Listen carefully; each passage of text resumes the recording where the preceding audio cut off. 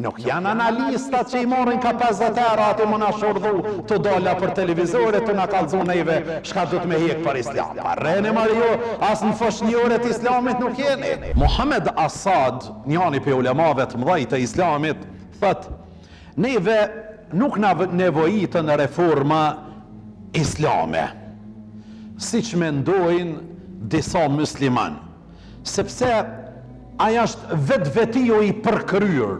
Islami është i përkryer, nuk ka nevojë reform, ka nevojë metodologji, të predikimit, praktikimit, po reform nuk ka, se vetë është i përkrym, e përkryrja nuk ka nevojë do thot për reform.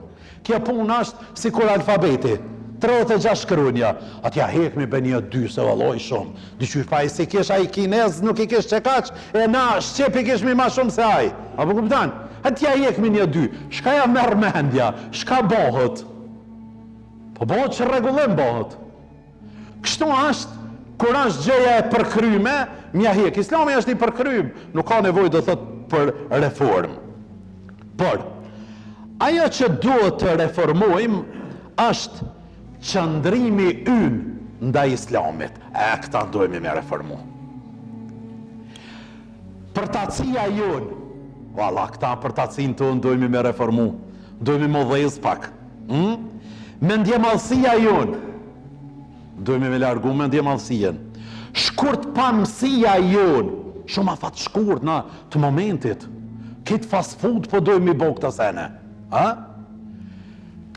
Shkurtimisht, mangësi tona janë problemi, e jo disa mangësi të supozuara se janë në islam. Jo. Edhe për këto çështje janë kompetent ulemaja, nuk janë analistat që i morin ka 50 euro aty më na shordhu të dola për televizore të na kallëzu neve shka du të me hek për islam. Parreni Mario, as në foshnjore të islamit nuk jeni. Apo kuptan? Ulemaja e kanë këtë punë. Për me fol, edhe për me dhonën do thot verdikt dhe qëndrim.